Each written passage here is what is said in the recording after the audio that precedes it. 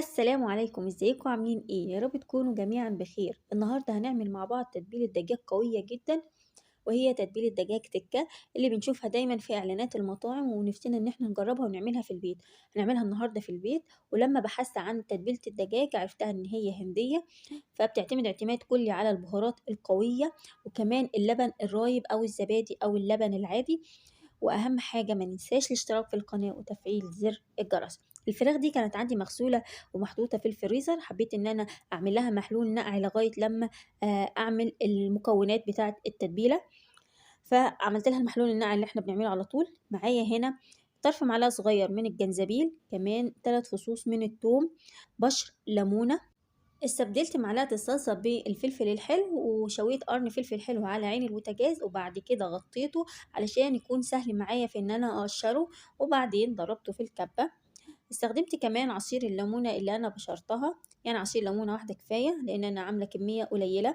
نص معلقة صغيرة من الفلفل الاسمر، معلقة كمون، معلقة بابريكا مدخنة، ممكن كمان البابريكا العادية، معلقة كاري صغيرة، معلقة ملح صغيرة، وعلبة من الزبادي. نقدر ان احنا نستبدله باللبن الرايب. هنقلب المكونات دي كلها لغاية لما الخليط كله يتجانس مع بعضه، ويكون لي الخليط الكريمي اللي انتوا شايفينه ده كمان، وشايفين اللون الرهيب ده. واللون ده بسبب قرن الفلفل الحلو الاحمر، يعني لو انت استبدلتيه باخضر او اصفر مش هيديكي نفس النتيجة. لازم اهم حاجة ان احنا نوصل فتحات الفراخ للاخر، يعني نعمل فتحات كبيرة كده علشان التتبيلة تدخل جوه الفراخ. ويفضل ان الفراخ بتاعتك تكون محتفظة بالجلد، لان الجلد هيكون كريسبي وحلو، وكمان هيحافظ على طراوة اللحمة بتاعت الفراخ. هنقلب كويس جدا الفراخ في الخليط، وكمان هنحاول ان احنا ندخل الخليط في كل الفتحات اللي احنا عملناها. انا سبت الفراخ في التتبيله دي مده 5 ساعات، تقدري ان انت تقللي المده او تكتري المده على حسب رغبتك. التتبيله دي قويه فهتنجز معاكي بسهوله.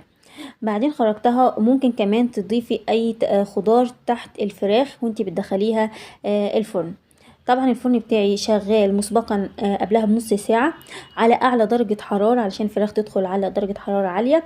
انا بغطيها لان عايزة الفراخ بتاعتي طرية. لو انت حابة ان الفراخ تكون يعني بتقرمش معاكي، تقدري ان انت في نص الوقت تكشفي عنها ورقة الفويل. لكن لو انت حباها تكون طرية ومحتفظة بالعصارة بتاعتها، تقدري ان انت في اخر ربع ساعة بس تشيلي ورقة الفويل. طبعا انا مشغلة من تحت بس.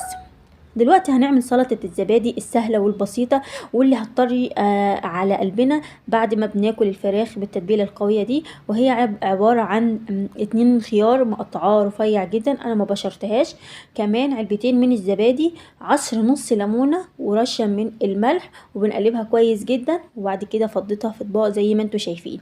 دي شكل الفراخ بعد ما خرجتها من الفرن. طبعا انا قبل ما اخرجها من الفرن شغلت الشواية، وبعدين كشفت عنها ورقة الفويل.